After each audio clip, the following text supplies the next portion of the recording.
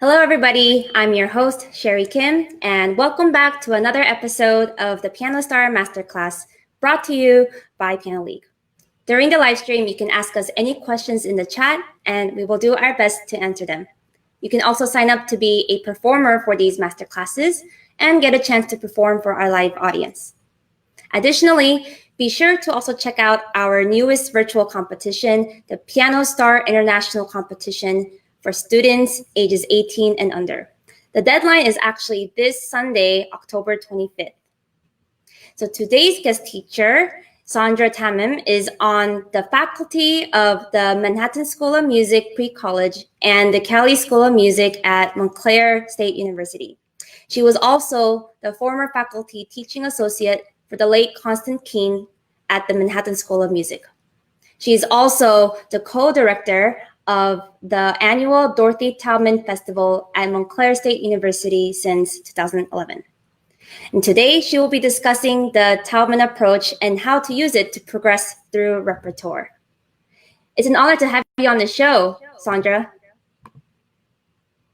Here, it's such a privilege to be part of your organization. Yay! And I feel like the vision that you established with Piano League gives pianists an online community. And I feel that education on the internet suddenly is making the world of pianists come together. It really is, for sure. Yes. And we just want to be able to, share our different stories, our different passions. And we especially love seeing what teachers are passionate about.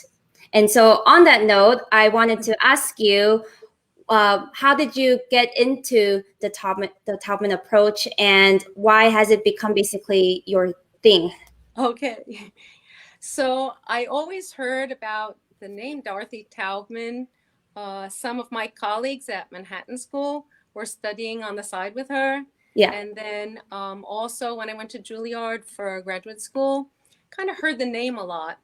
And then it just happened that before I was going to do my debut, I had a funny incident where one of my brothers was writing pop songs. And the agent for his pop songs was Dorothy Taubman's brother-in-law, who was a lawyer for the arts. So that's how I met Mrs. Taubman. It was kind of an odd incident. And then I was very curious. In the beginning, I can't say that I was doubting it, but I was like, is this the decision that I want to do? And the more that I got to know the work, the more I was totally, almost, I could say, mesmerized by how logical it was. And it wasn't something that she really invented. It was something that she was a free-spirited person, but she was always looking to solve problems. And her own teacher, whose name was Jacob Hellman, who was Russian and had done a lot of research basically about the vertical sound of a key, and produced a very succinct book, 80 pages, that's called The Consciously Produced Piano Tone, Most Natural Approach to the Problem of Artistic Piano Playing. And it's very wordy, but he did have a concept of the vertical speed of a key. And that kind of got her, I suppose, thinking about how to play. So that was my story, yes. That's so interesting. I think you mentioned before when we were talking that there was this quote that you had from her. I don't know if you want to share that. That's right. Because as you know, there's no book. Everybody's anxious to know about a book, but she did write hundreds of pages, and they were done at a manual typewriter with the assistance of her husband. So she wrote this, and it's about students.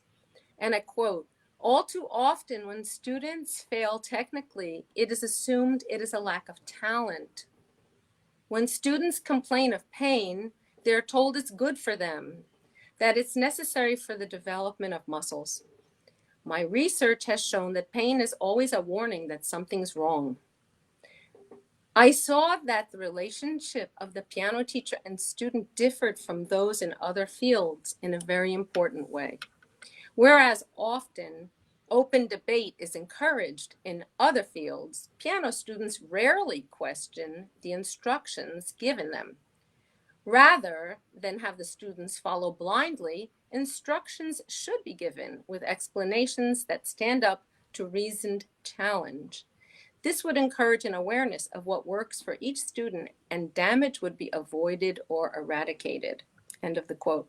Wow, that's great. And it seems like now you've adopted what she preaches. And would you like to just tell us a little bit about like what you've learned through teaching and kind of like your special niche in terms of teaching students? Sure. My niche, I could say, is that somehow I've taken these concepts and I feel challenged by solving a difficult spot in a piece. And I almost am intrigued to be told spontaneously, oh, it's like the coda of such and such a ballade of Chopin.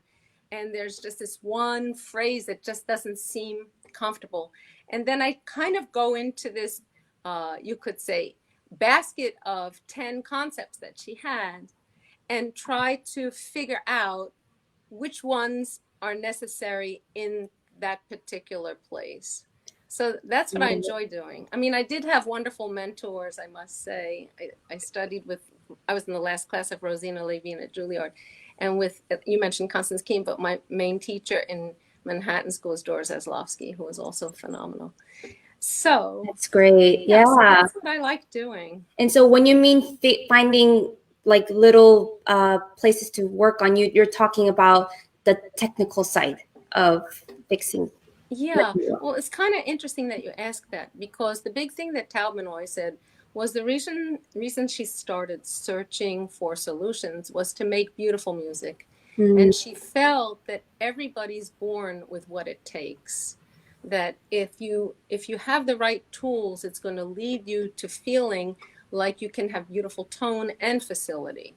Got it. And it's just when I show some of the basic rudiments, and in all honesty, it's really hard to fit this into a 30-minute segment. I mean, you have a whole festival about this, yeah, right? and I teach a course at Montclair. It's going to be in the 7th year, I believe, where it's only the Taubman approach. So every week it could be a different concept, like 1 week octaves, another week could be leaps, another one is going to be shaping. Yeah. So this is just a glimmer and a taste into what I think is really magnificent work. Yeah, definitely. I mean, we have like less than 30 minutes, so maybe we can go right into some of the examples that you have for us today. Yeah, I'd like to tell you first a little bit about the instrument. Got it. Okay. So Taubman felt that if you didn't know the instrument, that you are at a little bit of a loss. And the main thing that she said, even though we have 88 keys, is that you have to understand gravity and the control and balance of putting a key down. That if I hold a key, for example, I'm taking A, and I hold this key down, and then I try to drop my weight on the key, I can just hear without the sound of the key. If I'm really, really falling with intensity, with a fast speed, it's going to be a very sharp sound. Interesting. Yeah. Now I'm going to go a little slower, and you're not going to hear that bang at the bottom. Then I'm going to go even lighter, as though I'm going to be playing softly, and then I can almost tell without having the key sound the different varieties of what's there. Now, what is very interesting is that a lot of pianists have not had the opportunity to learn that the key actually has this depression resistance feeling. And if you try several keys, if your piano is regulated, you feel that there's something like a bump and a little bit of a choke up, you could say, or something like that. And this is actually what's called the escapement by piano technicians. So Taubman actually named this point of sound where you feel like there's a little bit something stopping the depression to get to the key bed. She called it the point of sound. So I have to actually aim for the point of sound, and the point of sound is a beautiful definition for it, because that's actually where the hammer and the damper are depressing simultaneously on the string and getting the vibrations. So many times you see students playing something, and after they get to the key bed, they might be scrubbing the key, and it almost seems as though what they're doing is they want more tone to happen, but it's finished. So the only time that I'm going to actually have different key spots is if I have to go in to play a black thumb, something of that sort. So it's very important that we understand about the key itself. So if you've never experienced that little bump in the key and the feeling, try it after the session, and then remember what exactly is happening, that that's the moment when sound is created. The other thing that she said was we have to know how to sit. That's true. Yeah. I mean, she did a lot of research, and she felt that maybe when Glenn Gould was younger, he was sitting at what she would consider a proper height. So she said it's so easy, you don't have to buy anything. All you need is a volume that's going to fit at the key lip and meet this bottom part of the fallboard. So all I do is I put it there. If I'm sitting at the right height, the underside of my forearm will rest on the book.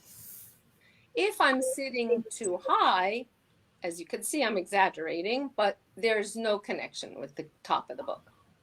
If I'm sitting too low, it's going to push the book down and I might break at the wrist. Okay? So you might say, question, if I'm tall, should I sit low? If I'm short, should I sit high? So the answer to this whole thing of what's the right height is a little subtle, because yes, you have to feel it, but it's the relationship of your forearm, whether it's short compared to your entire body. I sit on the higher side. If it's long compared to your entire body, then you're going to be sitting higher, okay? Got And it. lower, I always say, because little kids are closer to the ground. So if it's shorter, it's closer to the ground. So those are two important setups, okay? Got And it. then after that, she said, you also have to know, and this is something that I've kind of built extra onto, is you have to know how far, now I'm at the right seat height, how far should my torso be from the keyboard? And is my torso always going to be the same? So the answer is no. Your upper body is like a kinetic pendulum, okay? And it depends where you play. So if I'm going to experience what I think is a good thing, and you can be creative with any chords that you want, but I like to see, where am I with a black thumb? So I'm going to take E flat major. Okay, so I'm feeling like that kind of Rubinstein picture look. It's like years ago. It's like he's smiled and he had this kind of open arm feeling. He leaned back. I need to have my lever of the elbow. We'll talk about that in a moment. But here I feel as though I can lean back.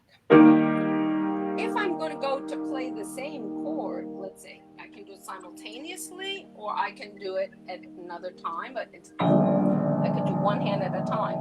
I'm going to have to lean in, okay? So I'll do the right hand. I lean back. I'm going to the next one, slightly forward, even more forward. And what's happening is my finger key spots are changing too. If you've never done it, try it, and you'll see that it's very interesting. Here, the thumb is closer to my torso. Here, almost the same, and I'm staying straight with myself. If I stayed straight with the keys, then I would be over here and I'd be pulling on my upper arm with a pain in the back of my shoulder. So instead, I'm straight with myself. Now my thumb is closer to the fallboard, and here really close. So it's completely reversed itself. And here, I'm further in and then I'm out. So that's another important Taubman aspect. And I think all these little subtle things are sometimes taken for granted. You start to play and you want to know how to do everything. No, good point. I feel like even for professional pianists, we don't normally think about these microscopic details about how our body moves. But I think it's, for no matter where you're at in your piano journey, I think it's such an important reminder or maybe introduction. Right. to And the the amazing thing is that when everything's working right, it's invisible. Yeah, Just like the Mate book, you know, the right. visible and the invisible. It's just, you watch a great artist, you can name any of them. If you want to say Argerich, Trifonov, Pollini, you know, Barenboim, Axe. I mean, it just looks like they're not working very hard. Right. And what comes out is amazing. Yeah. So that's why one other thing I want to stress before I get to the details. Taubman said, if things are working, don't take them apart. That's a good point. Yeah, don't undo things. You know, you might have a little student and it just seems like the only thing you see is that the fingers are really clenched. I'm going to get to that as one of my first things. Got it. But everything else they do is so musical, like they shape, they feel the music, the rhythm is good, the balance is good. So maybe you just want to touch a little bit on that point, but leave everything else alone. And that's why she said, you know, the prodigies are the ones that you notice, like when they're so young. Right. It's incredible. And Yeah. so there's something that's intuitive by nature, and that's what we're trying to do. Yes, for sure. Okay. Yeah. Cool. So the next thing that I'd like to talk about is the synchronization of the unit. Okay. Okay. The unit is actually the referral that Taubman said of what you need to use to play. So you've got your fingers, and that's number one. That's the first commandment. Okay. You gotta have your fingers. They're so active. And then you've got your hand, which is kind of like a tunnel to get to the fingers, and you've got the forearm. Yes, you use the upper arm, but its muscles are slower and it's just assisting. Got Okay. it. So it's like this is the lever. Okay. Okay.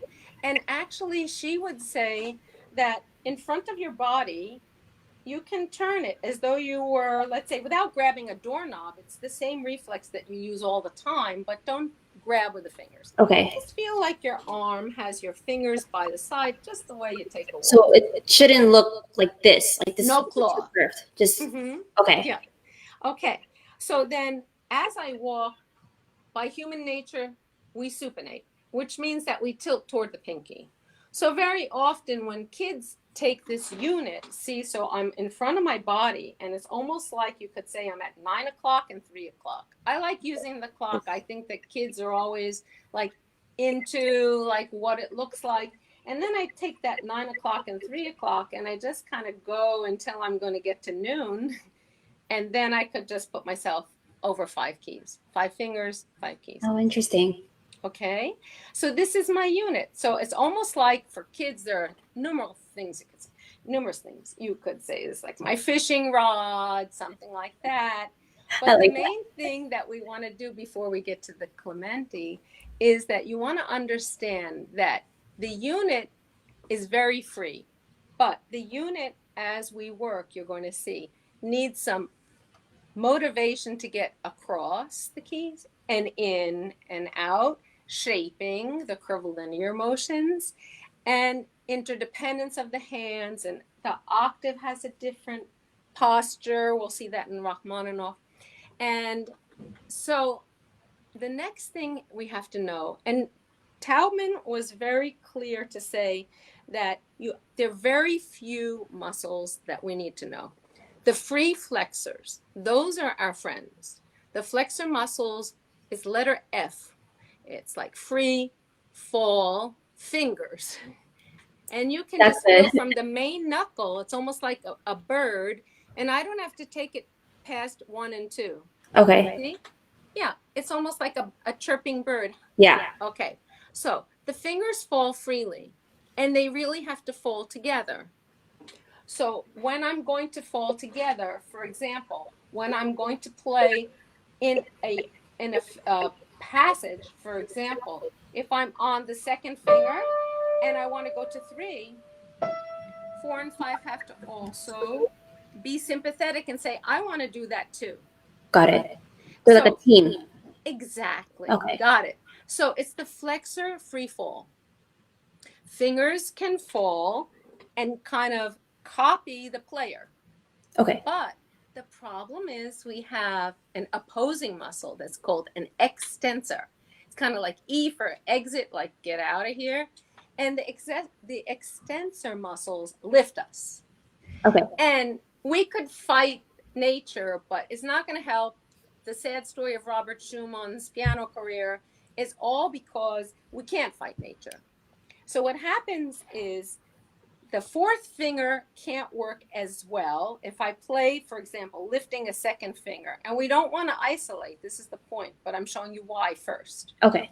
2 lifts, 3 lifts, okay. 4 is completely feeling paralyzed. And 5 is skinny and lifts, because by nature, we're born with what's called ligamentous tissue. And it's sewn in our physiology over the 3rd and the 5th fingers. So it makes it impossible for the 4 to have the height. But with this rotation, if I play, for example, second finger, and then I initiate from the elbow very subtly, and I swing back to play down to the 4, it's really strong. And I can do it in the reverse direction. Now, if you notice, all the fingers are following, and they all feel this natural curve, okay? So that, in a nutshell, is exactly what we need to know. There are 2 other muscles, and the one is the abductor, and that means that I'm going to stretch out. Now, you can stretch out if you have a freedom of the main knuckle here at the bridge. You can stretch out. But if you keep the bridge very tight and try to stretch out, you can see it looks like I developed 2 claws instead of 2 hands. So it's important to understand that these abductor muscles are not the friendly ones for the fingers, except it is for the thumb. Okay? Yeah. And then we have the adductor muscles, which are like adding bundles, like for math for kids. So we have the adductor muscles, which bring our fingers close, which might be good in a passage where you have to go 1, 4, 3, 2, 1, 4, 3, 2. But our fingers really don't like that. And the other thing she didn't like was this concept of tuck the thumb. And I'll show you why. If I move the thumb along, like I said, like the chirping bird to the second finger, okay, it doesn't feel as though anything's going wrong. It feels great. It's just a natural instinct thing, just like I'd go to get my pencil, okay? So that's okay. But once I put the thumb to tuck in a scale underneath 3, I'm locked. See? Try my fingers down. And they can't, because the thumb is really in the way of the free fall.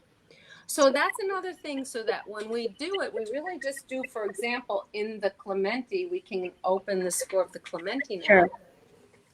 So in the Clementi, we're really going to feel as though when I go to the pentascale, which is in measure 2, my pentascale happens to be right there. So when I go to this, I'm going to feel as though if I had to do my 5 fingers in a row, it's probably the hardest thing you can do. I'm first going to just bring my hand up and put my hand over the 5 fingers. Now, I'm going to exaggerate, but you see where my long fingers are, 2, 3, and 4? Yeah. They're covering black keys. So small children don't cover them that much because their hands are tiny. So what happens is they start playing and they might have a nice curve. Might be a little bit tight, but it doesn't seem like it's going to cause a problem.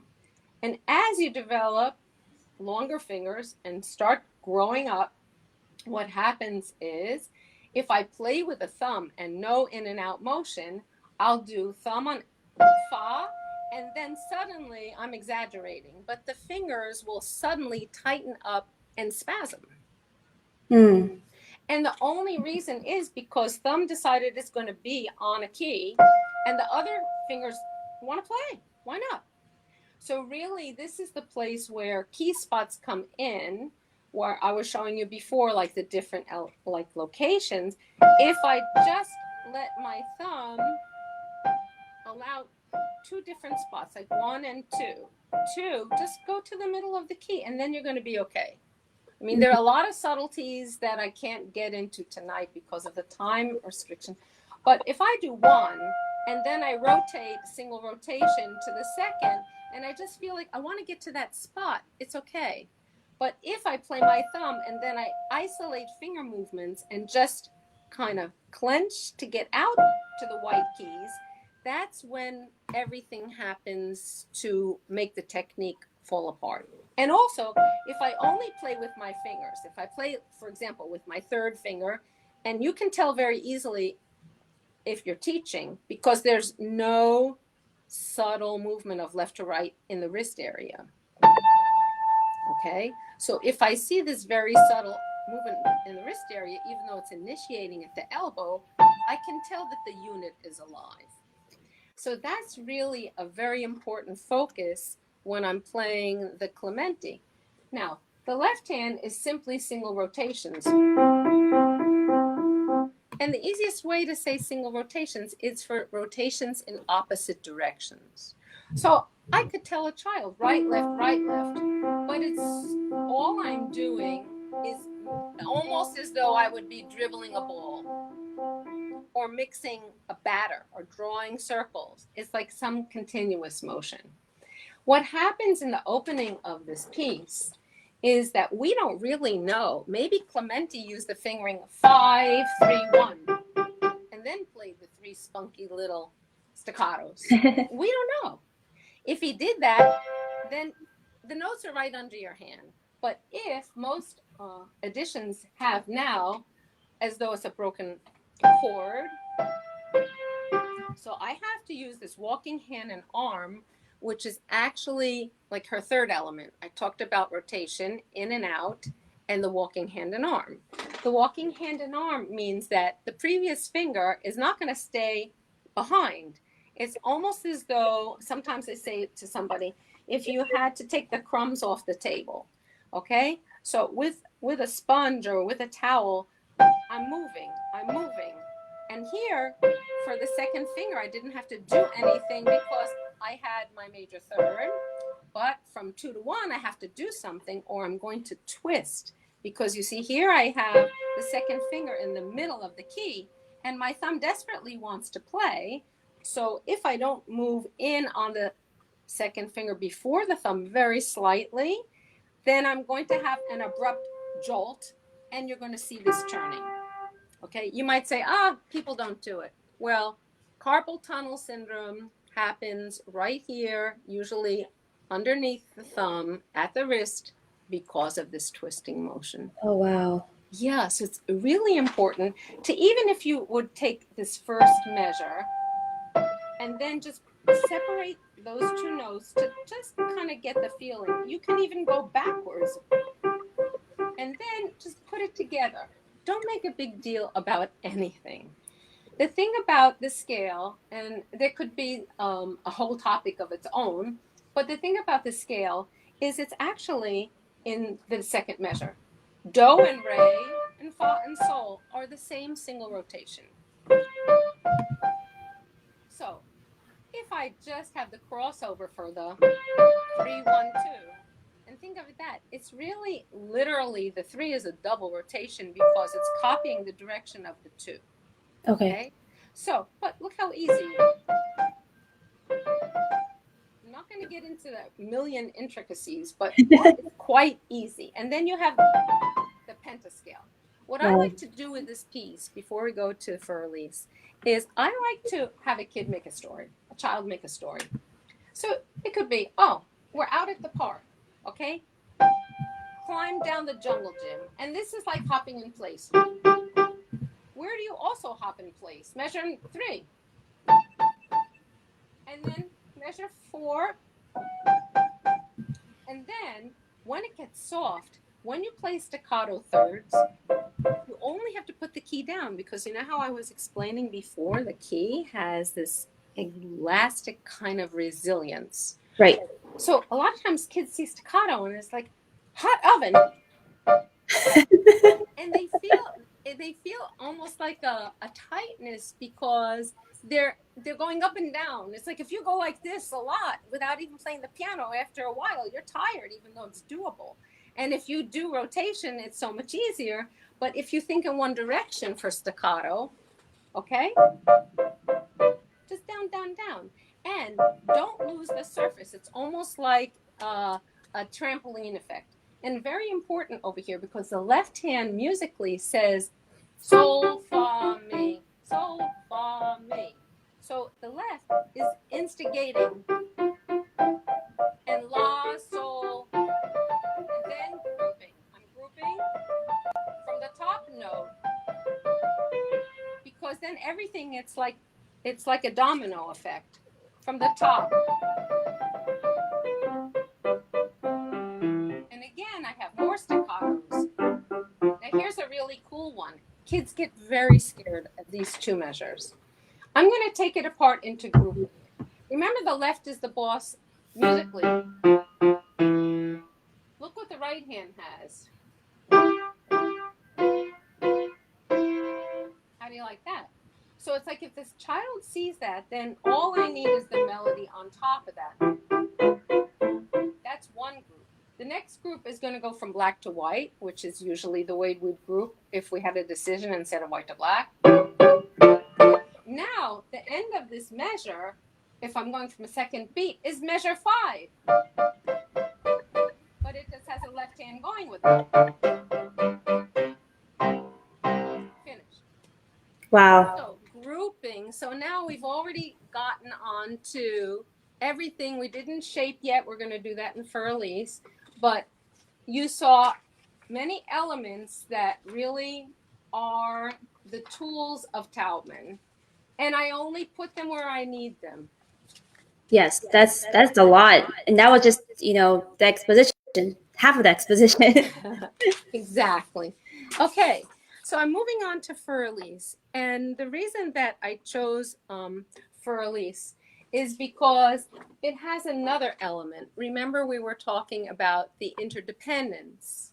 So the hands have to cue each other and organize so that their reflexes will just feel like one has an idea that the other one is kind of instigating and follows through. So it's one kinetic feeling at the end. It's an experience.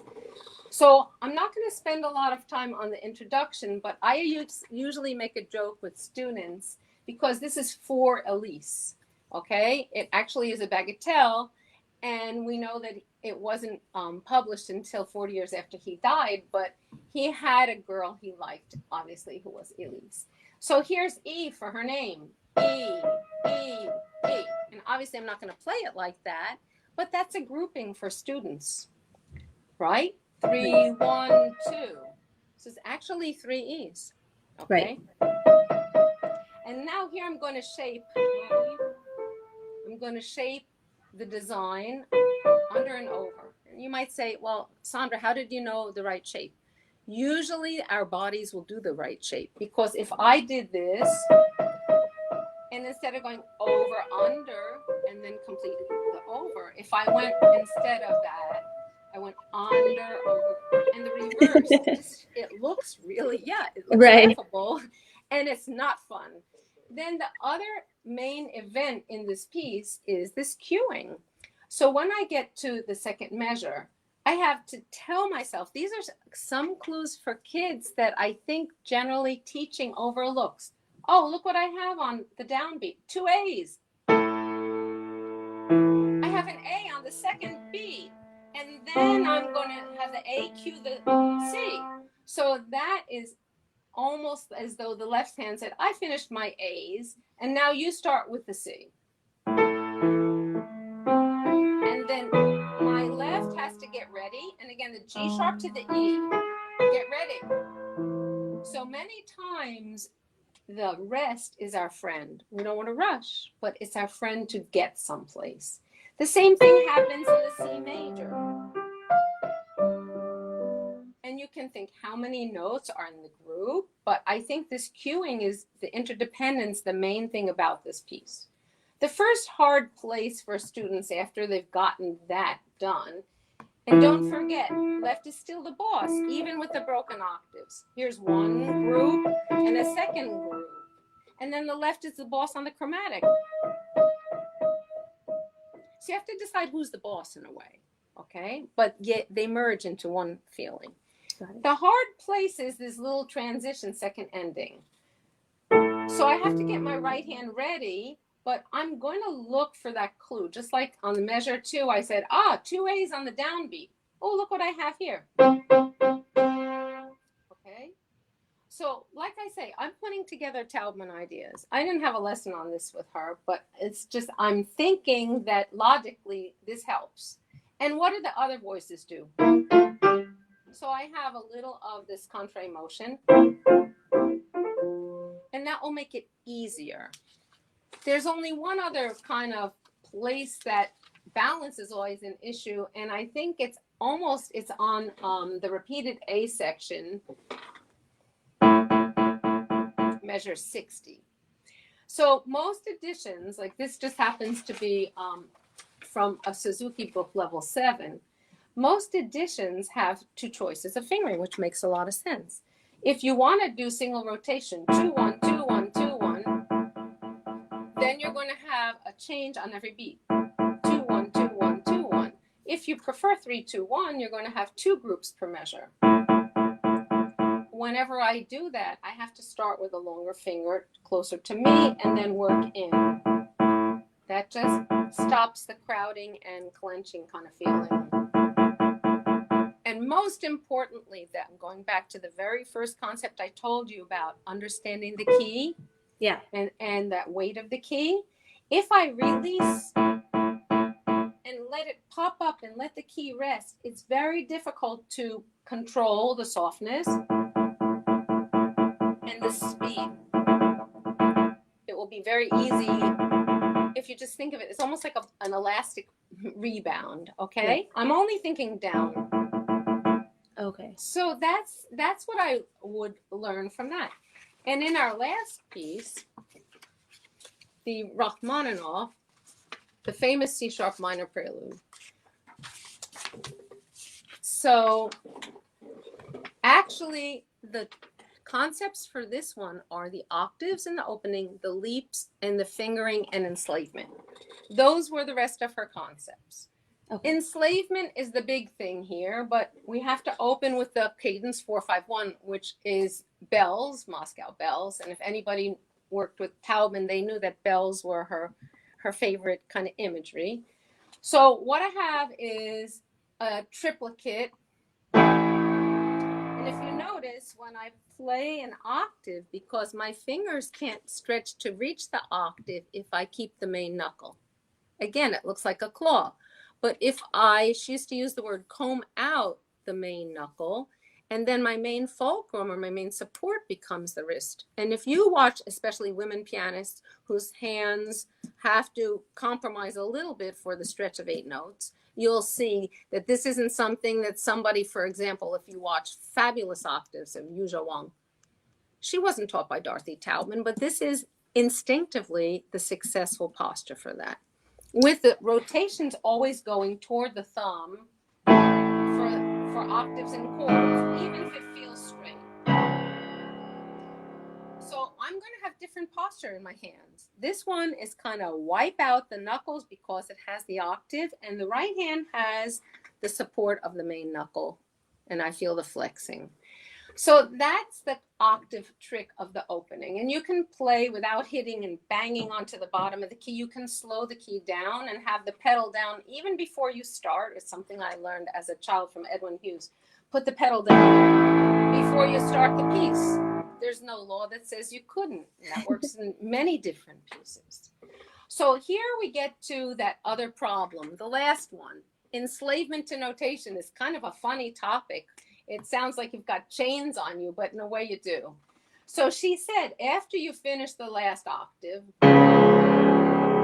for theoretical reasons, Rachmaninoff was thinking that he had to play root position in the right hand and first inversion in the left.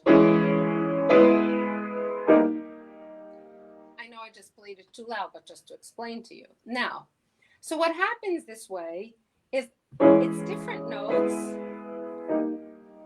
and it's got crossing thumbs. And so it's like as as you play, it's almost like, oh, where do I have to go? Where do I have to go? So she said, wonder if it's going to work. If I uncross the thumbs, what am I going to come up with? Here we go. The same notes in both hands. See? Wow. Even later. And the same thing when I have. So that's uncrossing the thumbs. You might say, I don't know about that.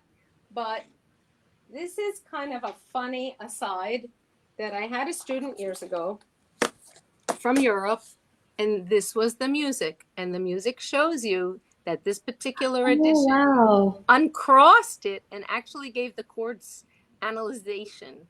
So you can't say, I don't think I'm doing that, because someplace in this world, people have thought of that, maybe before she did. Wow.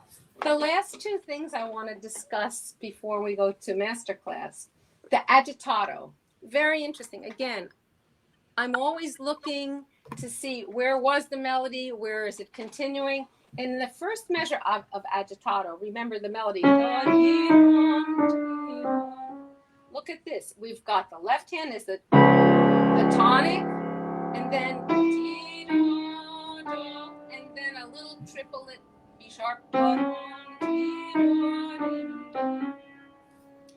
Here, if I think about that fingering trick, I have 5, 4, 5, 4, 5, 5, 4, 5. It feels wonderful. Okay, and in the left hand, I put 2 on my black A sharp. The last place on this page is, if you've taught this piece, students say, oh no, what do I do? I'm really scared about, I don't think I can play that broken interval.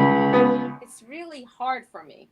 So Taubman said that whenever you have a broken interval, get the interdependence from the previous hand of the opposite hand of the other measure before.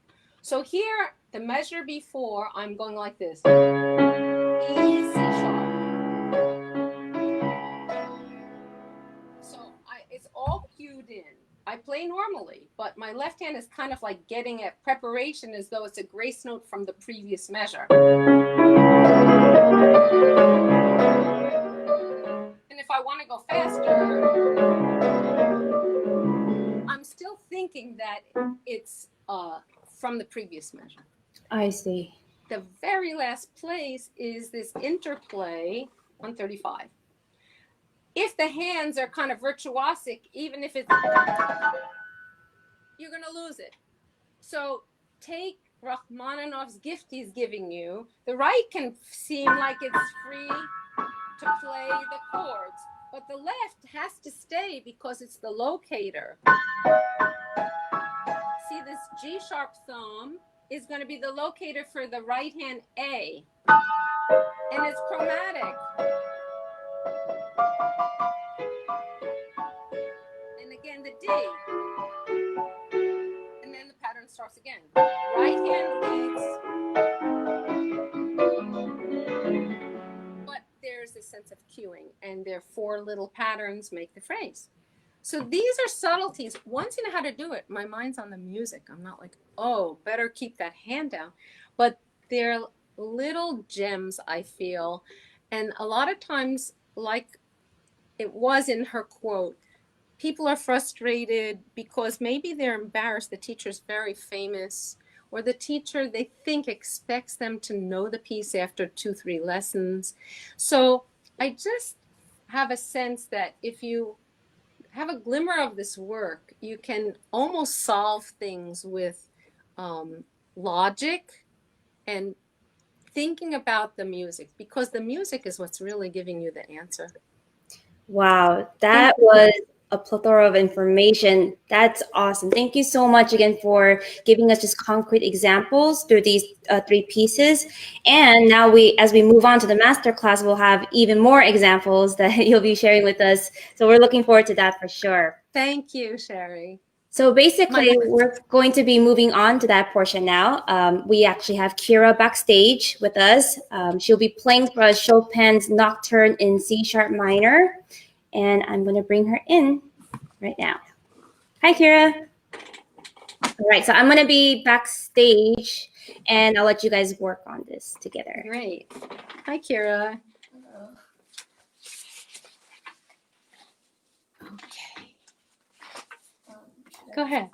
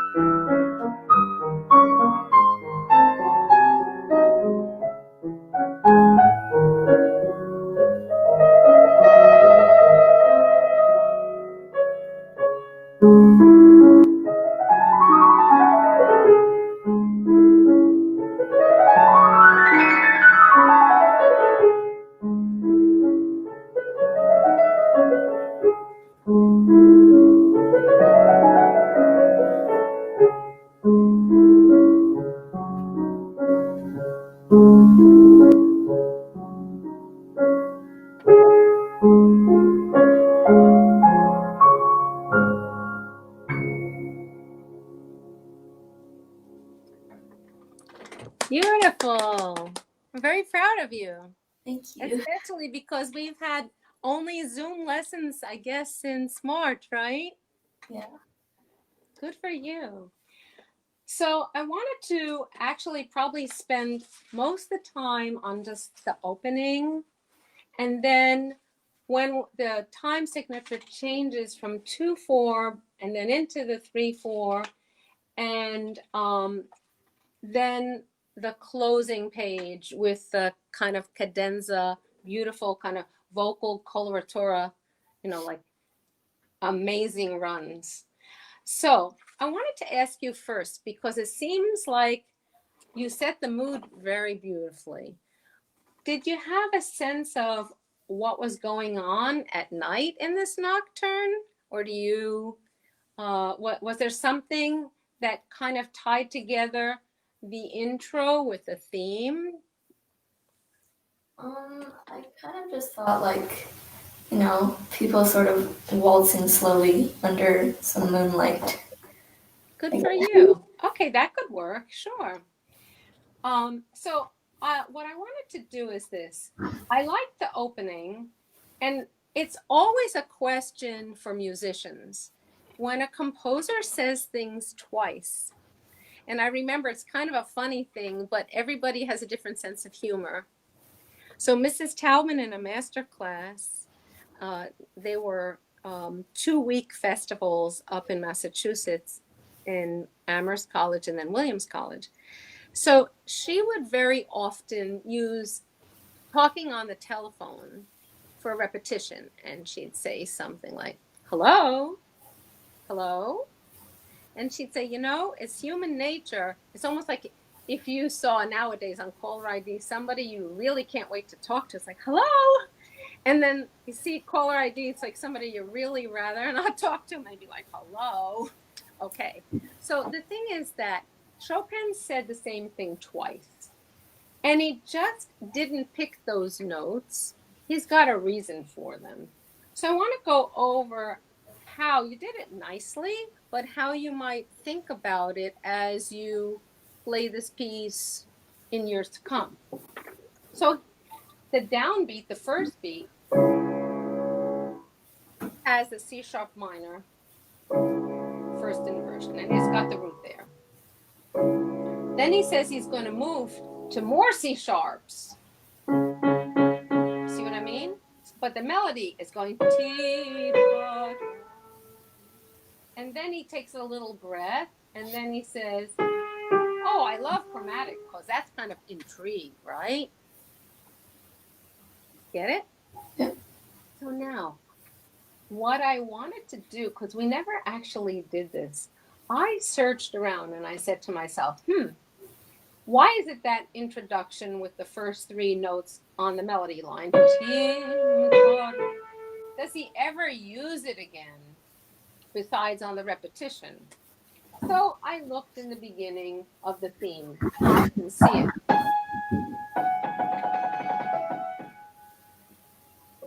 All I saw was that he ended that phrase with a C sharp minor. So it's kind of like the reverse of the opening. Agree? Yeah. I'm still searching. It's like a puzzle.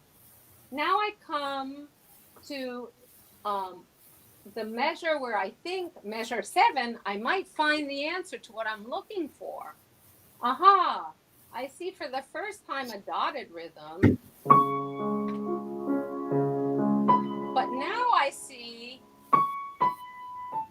aha! Where did I hear those notes before the triplet? Aren't they like in diminution or a faster point of tom? Yeah. Yeah. So isn't that amazing? I mean, the man was such a genius, and he lived just only 39 years. So when you come to that place, what I thought, it's almost like he's requesting that he wants more volume there. So when you get to the theme and you get to that measure 7, what I think you could do, you did it beautifully. For the polyrhythm, you completely did the cueing part when you did together, and then you had the right, left, right. But I'd like to almost feel like you could expand in the volume more there. Okay? Now, another thing that I liked what you did, but I'm going to share it with the audience. So when you go to music school, you have to really pay attention to this stuff, because if you have a renowned teacher, they might say, so do you remember you're playing from memory? What's the dynamic marking on the theme? Okay, your music's supposed to be closed. Well, I don't know. So is there a dynamic marking for the theme? No. Yeah, you got the right answer. Good for you. So what does he say he wants? Legato, connected, so it's like a voice. Okay? And what's the word in between the treble and bass clefs? Legato? I have another word. Don't forget the two editions of this. There's his sister. This piece was dedicated to his sister as, quote, I took the quote because I found it online, quote, an exercise before studying the second concerto. We'll get to that, but there are two editions. One is his sister's, and the other one, which Henley now prints, which is his edition. Because as we know, posthumous, meaning that this was published actually in 1870, way after he died. So my edition says Dolce. Does yours say Dolce on the theme? No. Okay. But yours doesn't say forte or piano or mezzo piano, does it? No. So we're both on the same mental process. We both know now that when you play this theme, you want it to sound sweet. Like you said, it could be like people dancing at evening. It's kind of bittersweet, okay, whatever's their life story. But we want to make sure that we don't kind of mute our potential, okay?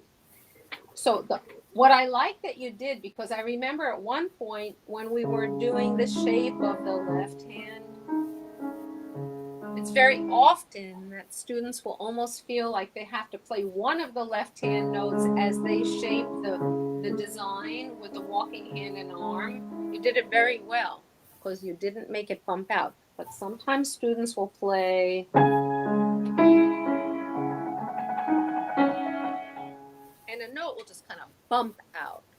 So I think you solved that because you were literally almost touching key tops and feeling like your forearm and palm were helping along. But what I'd like you to feel, and you can experiment with it, is that the opening has a sense of something awesome the second time around, and that when you come to the theme, that is almost free range of colors, especially when, in a way, he wanted the audience to hear ya-da-dum, which is yum. And instead of the chromaticism on the theme, because this, as you know, is like a mordant idea, so is the trill here. And then the little ending. Okay? Would you want to just try, let's just go through like the first 7, 8 measures, and then we're going to go to the transition section. Okay.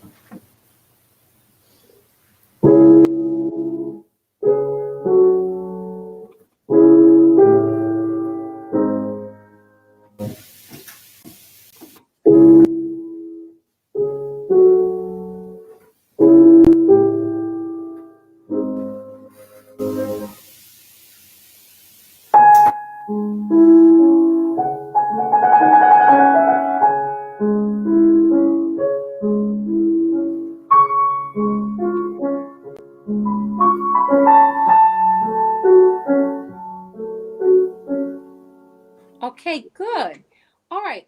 So what you could do on the repeat of the intro is maybe softer and linger before the F double sharp, or play the F double sharp with more intensity and then linger and close off. And actually, when it comes to this interpretation, it's nothing that you can keep drilling, and it's going to be the same. It's almost like yesterday wasn't the same as today, right? You didn't have a big event last night, probably. And the thing is that music is so fluid, so it almost depends on how you feel about it, but you know in your brain you want variety. I liked what you did with the theme, is beautiful. Just make sure that when you go to the 2 C sharps,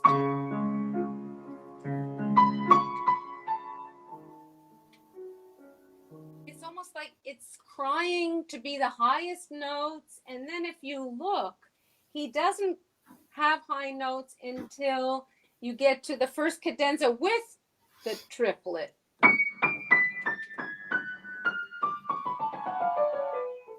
So there's something to be said for the intensity of the measures that have the triplet. And it all started out there in 7. That's why I'm kind of drilling on the point. Get what I mean? Yeah. And then that one that I just played for you, measure 15, that's an outburst because my score says con forza. Does yours? Yeah. Good. So if you say something with force, it's just, for example, something like, I really can't go there. Not, I really can't go there. So you can take even a little bit more time on the downbeat in the first key.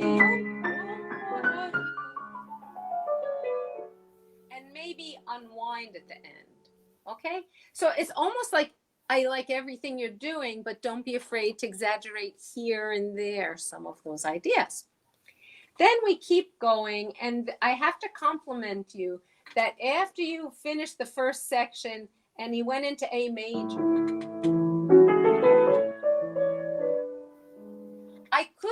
I could sense a different mood. I'm still talking about triplets. That's kind of like the extra something that we hadn't spoken about. You see that measure, A major? Mm-hmm. What do you see rhythmically there? Quarter note, then 16th, then triplet. And then That triplet, yay! Okay. So even though it's soft, it's like he didn't have that triplet, for example. Measure 9, 10, 11, 12, 13, 14. He didn't have it in 16, 17, 18, 19, 20. All of a sudden, 21 A major. So you want to almost feel like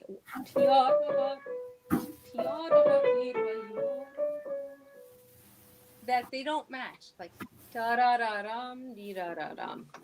And I have to tell you a little cute story. If I told it to you in another lesson, I'll just tell the audience.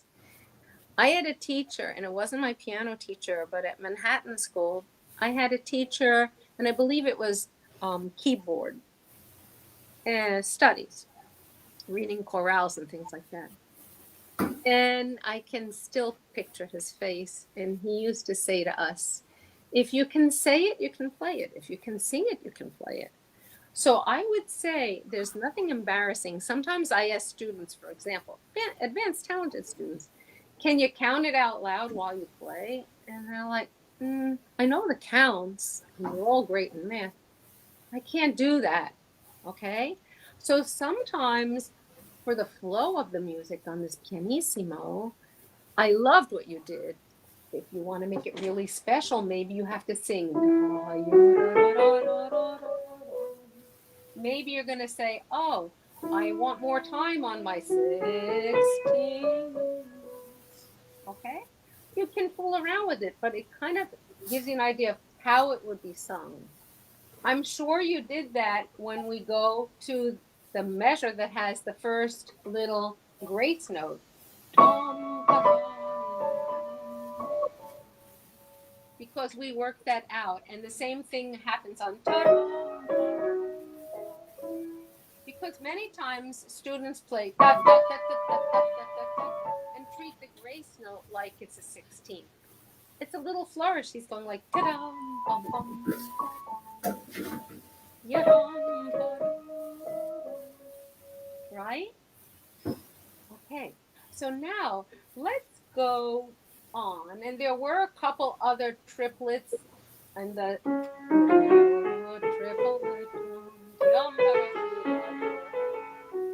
and then he finishes on the forte, right?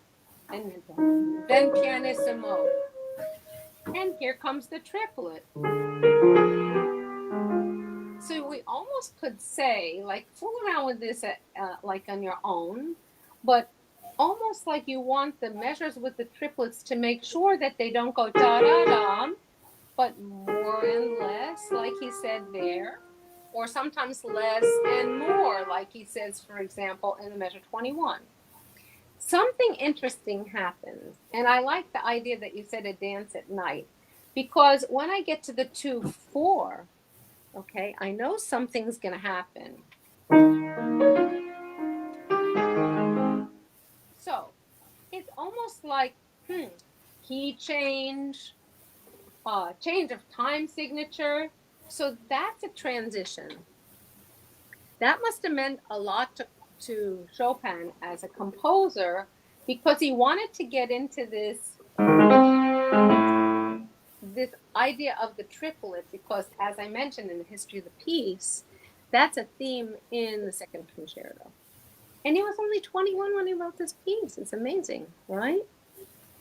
So I like the way you did the transition, but let's think about what happens besides that change of time signature, right? You were in 4/4.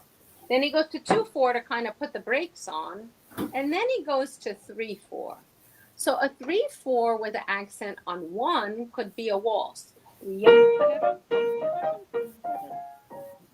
This doesn't have an accent on 1. It doesn't go. It doesn't. So this is almost like a flashback of another kind of dance. I think it's a mazurka. That's a Polish dance with an accent on 2 or 3.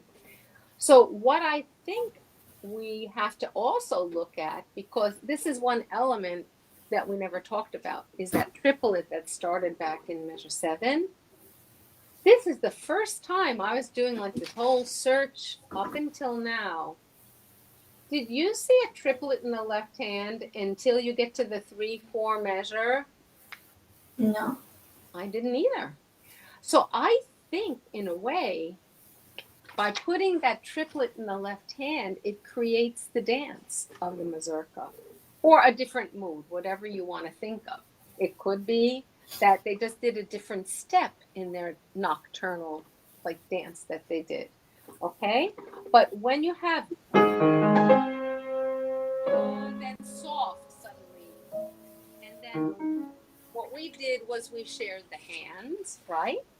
And I like the way you did it a lot. Do you have on measure 35 any accent? No. Okay. So this edition, which is, it's kind of interesting that we both have the 2 only available editions. So mine has an accent on the second beat of 35.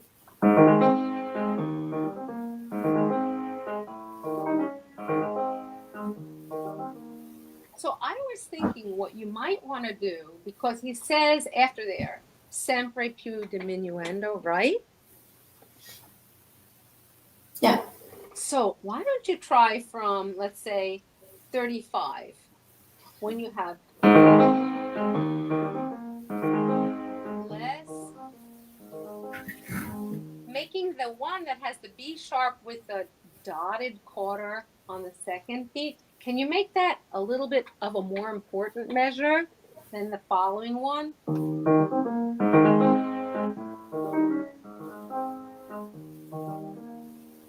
So there's a little bit of variety, and as you go, you're going to get softer and softer and softer.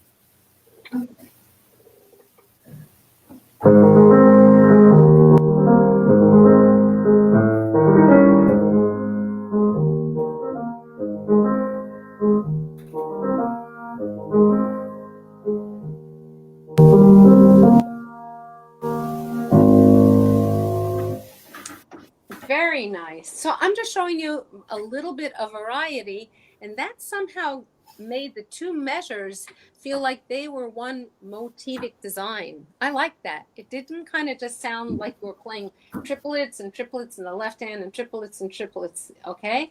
It just had a sense of the 2 bars become kind of unified into one dance step. Now, one thing that I felt, and let's take a look at this, right where you stopped, and there's the adagio. He has to transition back to the theme, the piece ABA.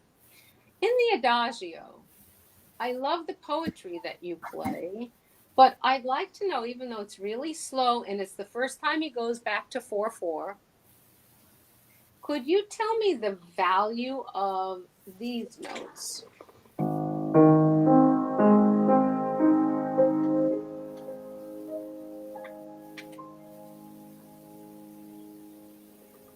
It's So like what um, are one of them is like a 12th of a beat. Or no, sorry, it's a third of a beat. You're right. So that means, hello, triplets back again. So we don't want to really accent this one because it's such a long-winded, beautiful. It's almost like the curtain closed, or if they were outside, it's kind of like it got so cloudy out and the moon went behind the clouds. So it's a different mood. It's going to be pianissimo. Your dynamics were great. And then he says morendo, which means dying. Okay. Or maybe the person got so tired of dancing with that triplet that you just finished, which was much more upbeat. It just seems like that little section has more of like a kick to it. You know what I mean? Yeah. I'd like to feel, even though your mood is perfect, is there any way that you could just feel like triplet, triplet, triplet? So I don't feel like it's 1 and 2 and 3 and 4 and 5 and 6, and because it's not 6/8 time. Okay. Try that.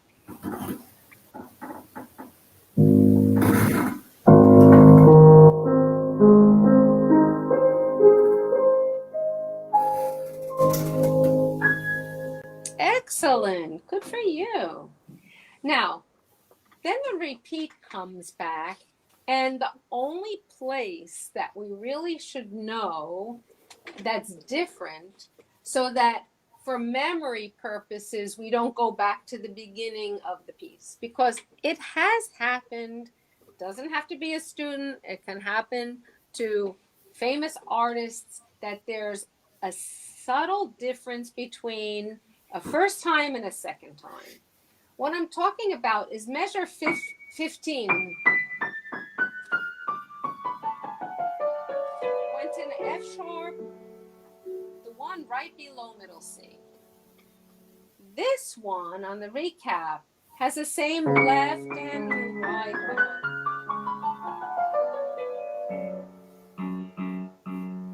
So I want to make sure that when you play this from memory, that you feel as though you have that clear in your mind.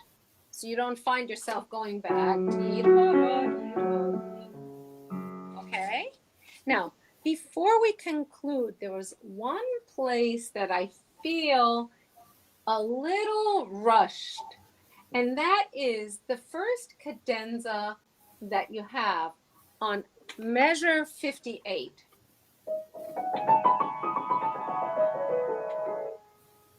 So you did it so well. We talked about how the high point notes on all of these cadenzas have a partner. Like in this case, it's the two D sharps, right?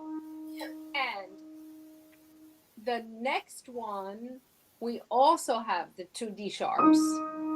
The reason I'm picking on this particular measure was we're supposed to have a difference in how many notes are in the right. How many in the measure that I'm talking about, 58? How many in 35. total? 35. No, I mean the one before that. 18. Yeah. Your 18 has to remember that some editions even have portamento coming down. Does yours? No. Okay. So that's just a little aside. But you have to remember that the left hand that you have for the 18 is the same one that you have for 35. So if you play the 18 fast, and then I heard something like this. Do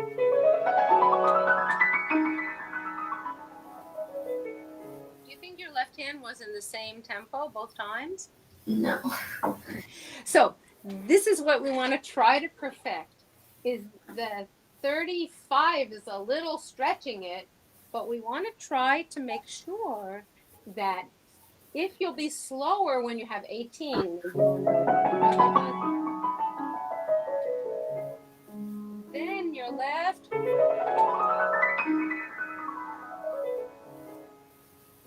maintain its tempo. And you'll sound more bravura on the 35. Okay. Want to try that? So feel really slow on measure 58 with 18.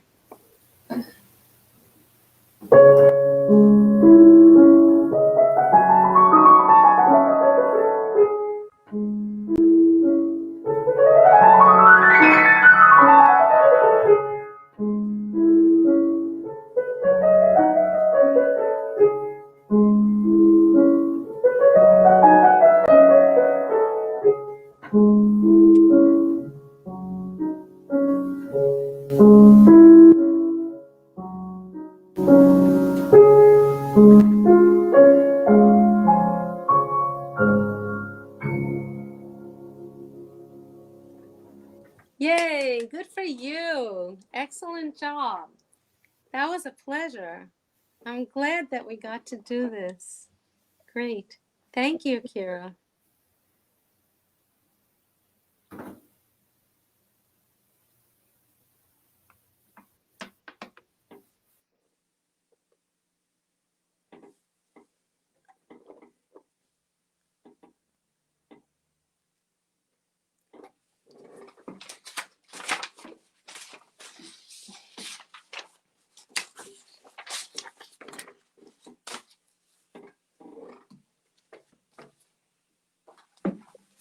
Hi, is the audio on?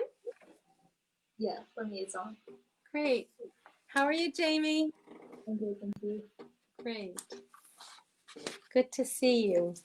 Okay, so if you're comfortable, why don't you play through and then we'll go back. And I must say, I'm particularly proud of you having learned this just since the school year started and memorizing it. Because as I said with Kira, we haven't had in-person lessons for so long, but this is a very recent piece. And it's kind of your first endeavor into the Spanish repertoire too, right? Okay. All right. So go ahead.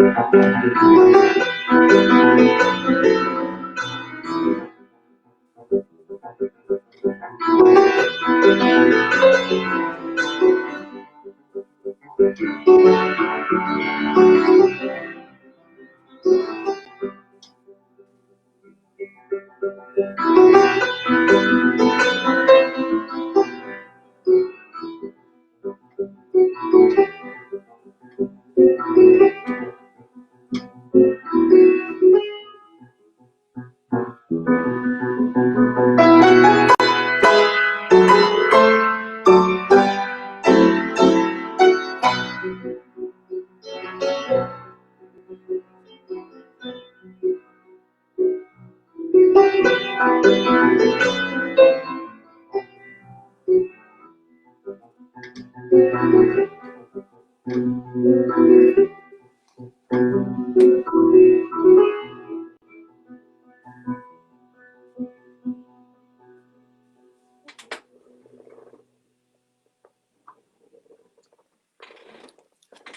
you.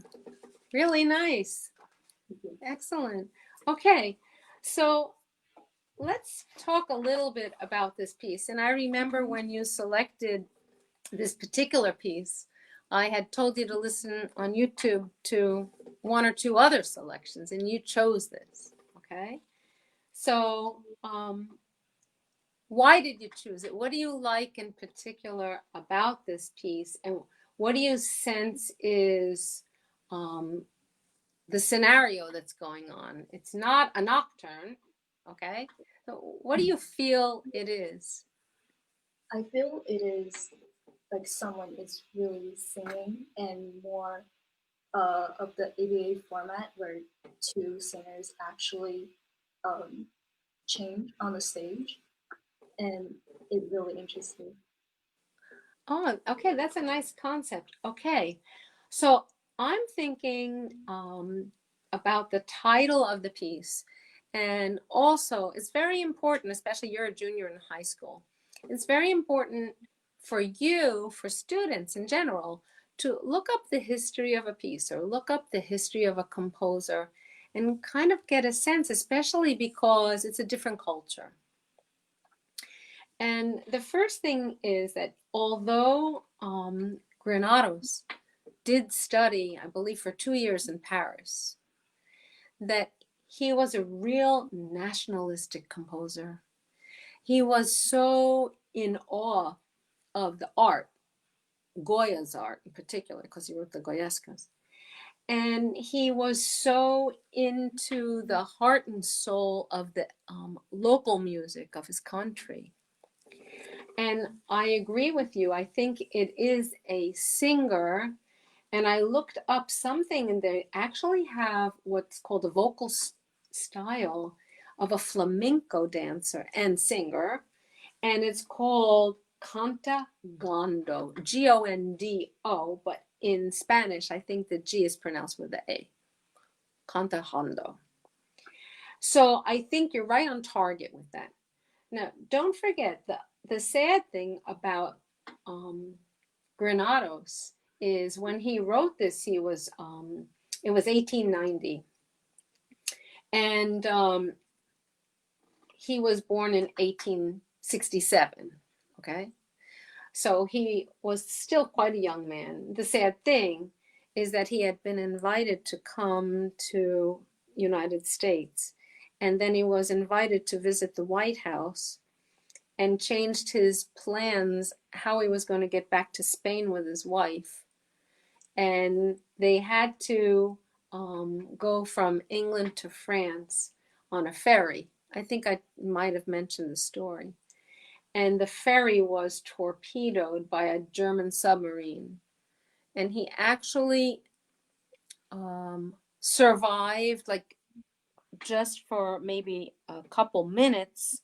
But then when he realized his wife was in the water, he went to save her, and they both drowned, which is very, very, very, very heartbreaking. So getting back to the story, it has a lot of emotion, right? What do you think is in the left hand?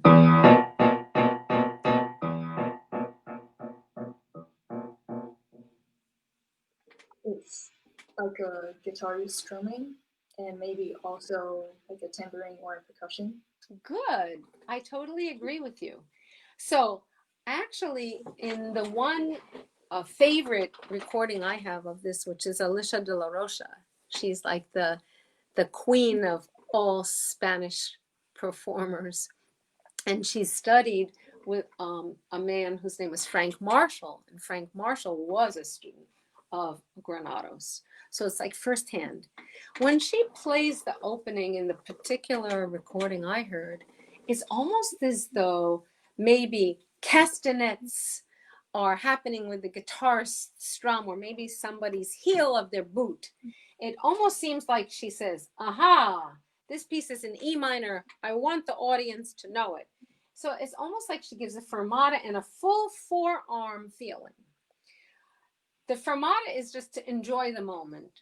But I think what we want to do in setting the character is physically, when I play the free fall, I really feel almost like you could experience this.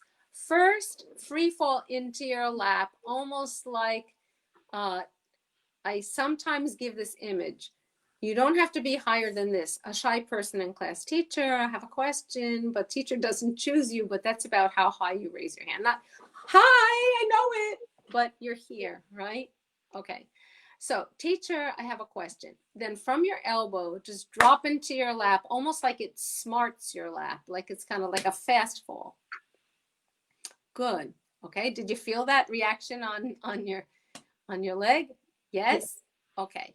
Now, if you want it slightly less, then you would just slow the motion. Taubman said it's just like, it's the physics of it. You'd slow the motion, but still it's going to be, teacher, I have a question. When you get to the second measure, where it's already mezzo piano, could you almost feel like, oh, if I go too far off the surface of the keys, I might miss the note. So you're like a little closer.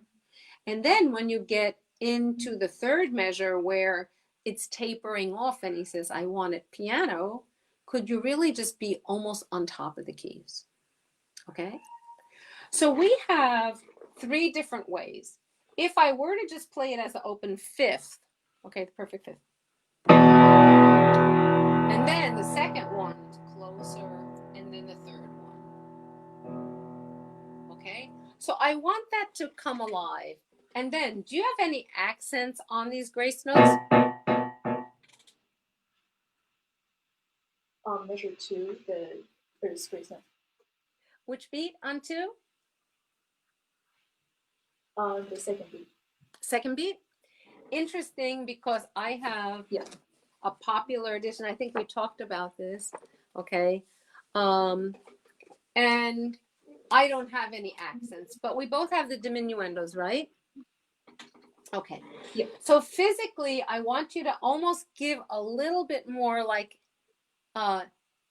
out and open and not like just kind of free to kind of set the mood. Okay. Maybe it's a whole like 4 guitarists. Okay. Then maybe it cuts down to 2 guitarists and then it's 1 guitarist. It has to sound that sorry.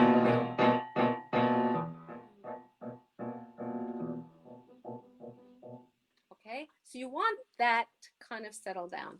Now, I'd like you to try that without the right hand.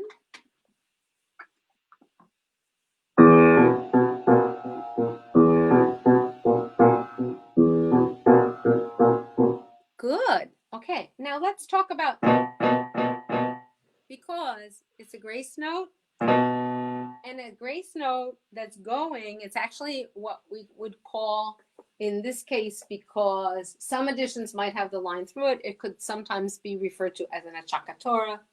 But don't forget that it's a black note going to a white. So I want you to feel, especially in the opening, like that there's more emphasis on the thumb. And the thumb is elevated because Taubman used to call that a backward shift, because you're coming back from the black level down to the white level, but you want it to feel in your hand like you're on the same level. It's a little bit of an oxymoron, right? But I want to hear so I can distinguish that the thumb is the beat note. 2, 3, 4, 5, 6. 2, 3, 4, 5, 6. 2, 3, 4. And I don't want it to rush, especially when on the measure 3 when the right hand comes in.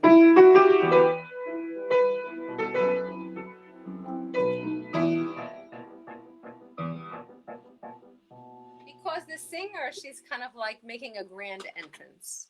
She probably has on this huge skirt, and she's just not going to move too fast. She's center stage. She's probably got all kinds of like jewelry and ornamental, you understand? She wants to state something.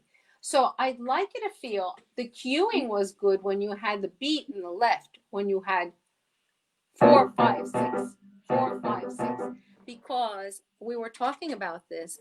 The left hand is the boss, and this is that concept of interdependence, right? So you feel like left is the boss.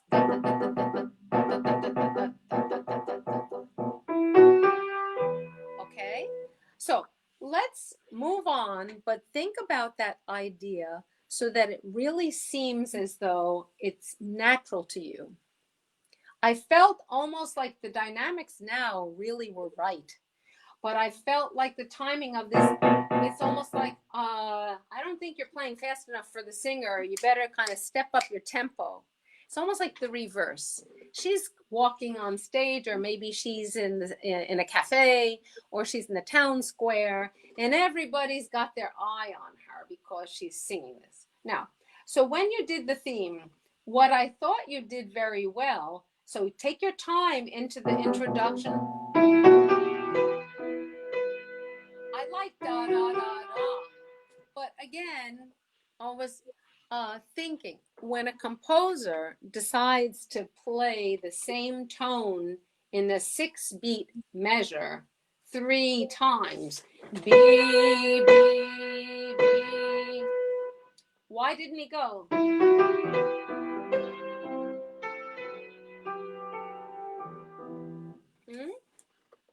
He could have. It would be, I mean, I'm not a composer, so to speak, but it would be pretty. He's saying, I want you to hear. I want you to hear the 5th of that chord, and I'm kind of emphasizing it. So I'd like you to feel that you have to make a decision, and you don't have to stick with that decision every time, but you're going to have, for example, the downbeat might be a subtle one, because then he gives you a new slur. You have that probably on your edition also. A new slur on 2, correct? Yeah. Then 4, 4, 5, 6, 1, 2. So I almost feel in the measure 4, when you have the full theme, that to make it sound more melancholy, you have to be more sympathetic to syncopation.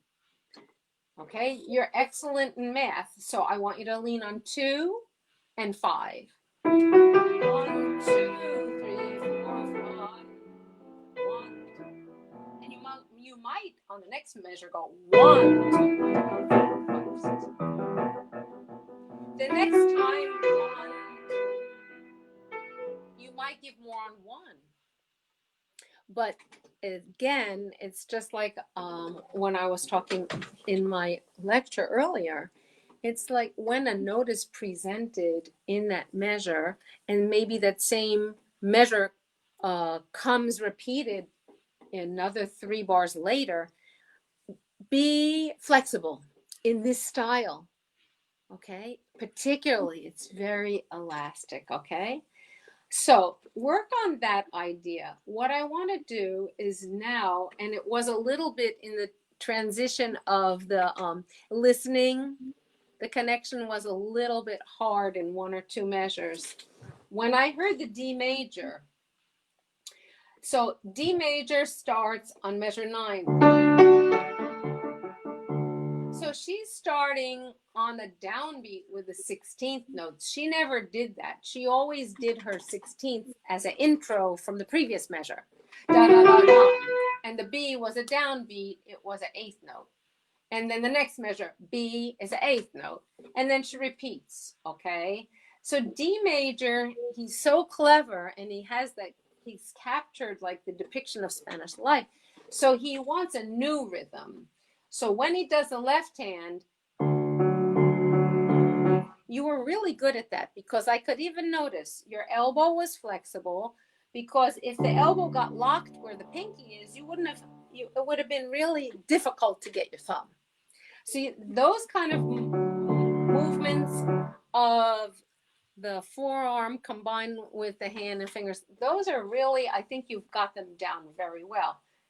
I also like the way you do the accompaniment on. It doesn't sound as though the accompaniment is interfering, not. Okay, some students have problem balancing it.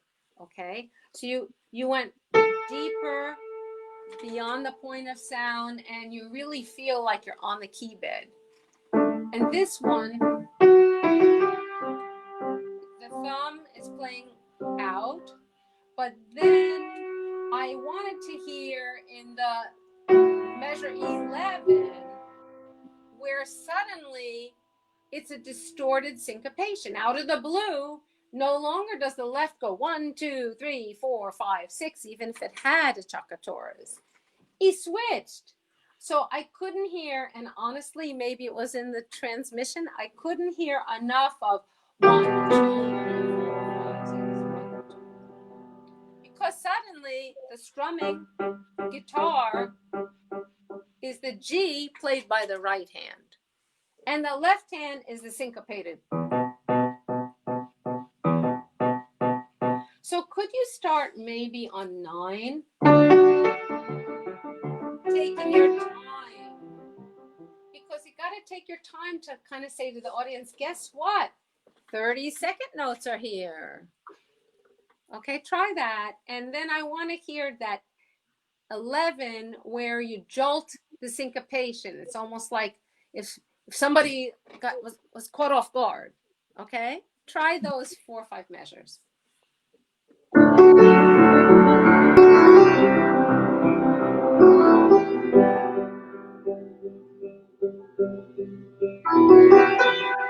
Good. I like the sense of the rhythm, but I felt that it was too hectic. I liked when you started 1, 2, 3, 4, 5. When he decided to give 30-second notes, he doesn't have new notes. Remember the 3 notes that introduced the ladies' tune? Mi, fa, sol, ya, ra, ra, ra, right? What are these 30-second notes? The same notes. It's almost like if you're talking to your friends and you say something like, see you later, and then you go, see you later. You're saying the same words, but I couldn't really tell because I felt like this was too fast. Take your time, D major.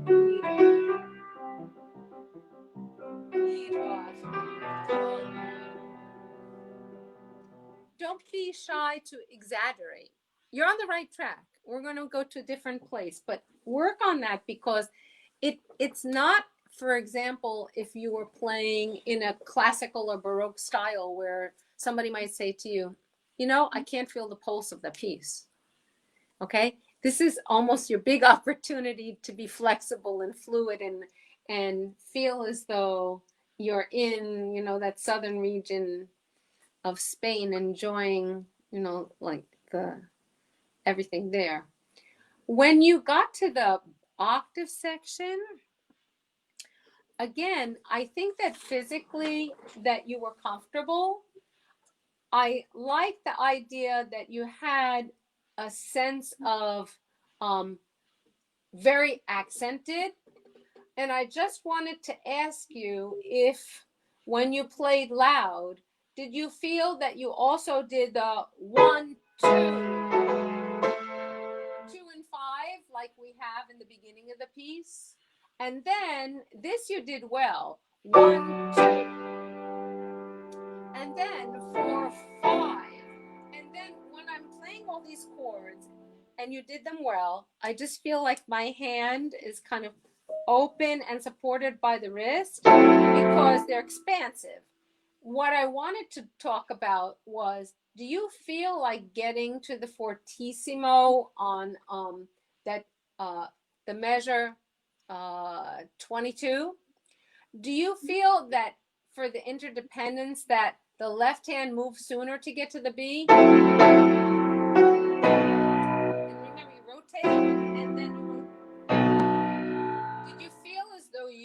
got to the left hand and put the foot down as well in advance? Yes. Okay, good. So that's a very important concept, because if I stay to the end, it feels hectic. Scary, like I might miss something. So that's a very important point.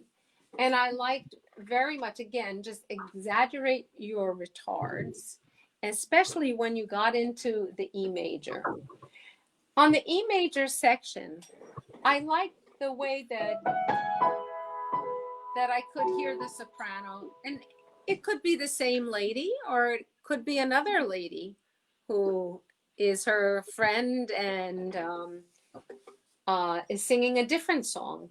But I have the word leggermente. Do you? No. Yes or no? No. Oh, so this is very interesting. Do you have a dynamic mark on andante? Just Okay, and this is very interesting also. This is score reading. My edition, as I say, is very good.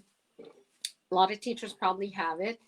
And I have leggermente. I don't have a dynamic, which kind of means that when you play this, you might want to have more liberty in the range of softs that you play.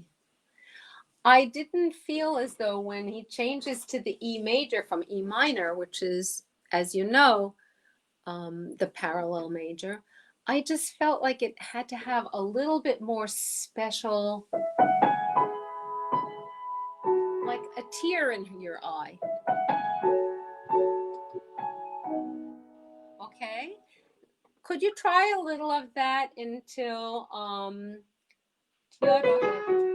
because I want to go over that other concept.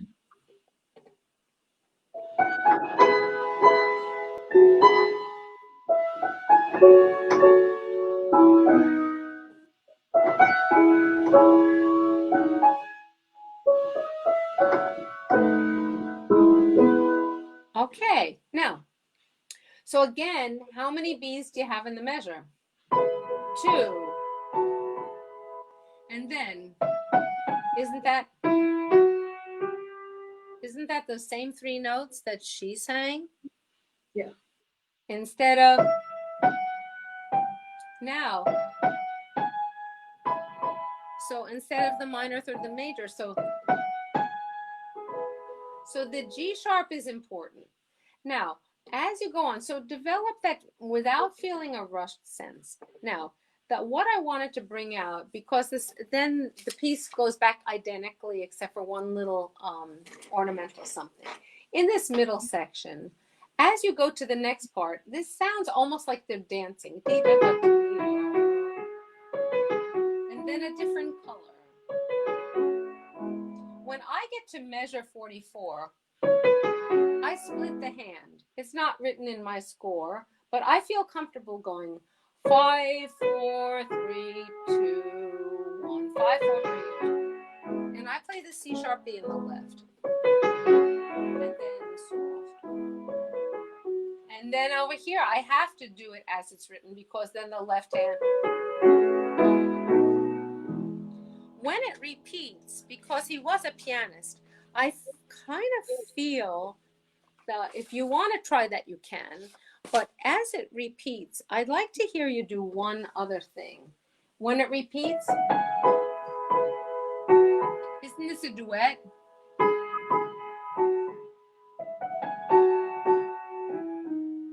Maybe a little of that. Okay? So look for the little different moments because like we say, it's got such a beautiful kind of passive temperament here just for a brief moment that I feel like you could do that and then everything is back to the same. Do you want to like think about maybe doing that inner voice like that? Experiment? Mm-hmm. Yeah. Try just for one time, a little of it.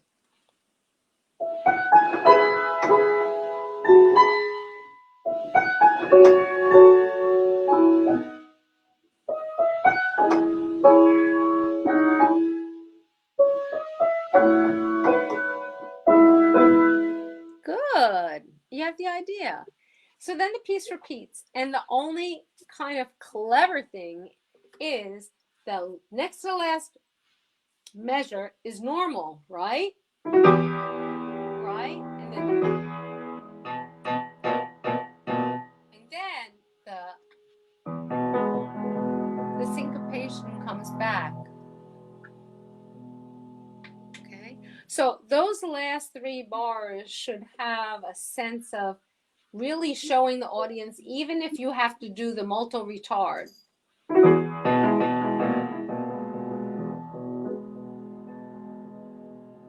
So it just seems like it's a little bit off. Okay? Thank you, Jamie. Thank you. Good. Awesome. Thank you so Thanks much, again. Jamie. Bye. So long. Awesome. Wow. Thank you so much again for spending almost 2 hours of your time with us. We really, really, really appreciate it. And man, I just feel like even for me as a budding piano teacher myself, I learned so much from what you said. And I hope that, one day my students can benefit from that. And I'm sure there are so many other students who could benefit from what you've taught today. Thank you, Sherry. It's my pleasure. Yay. I love to share, and I really, really thank you and Brian for establishing this and sharing with the piano community. It's wonderful. Of course. Okay. And so Congrats. what we're going to do is just close out for tonight. And I just wanted to, thank everyone who has been watching us tonight. Your support means so much to us at Piano Lake, especially those who have been consistently with us since April when we first started. But we also want to say as a final note that this is going to be our last masterclass for the season as we are gearing up for the upcoming Piano Star International competition, which, by the way, is not too late to sign up. So please subscribe to our mailing list on our website to be the first to find out about our 2021 season. Otherwise, for more Piano League content, be sure to follow us on Facebook, Instagram, Twitter, and subscribe to our YouTube channel. And that's it. So, Piano Leaguers, happy practicing and see you next time. Bye. Bye.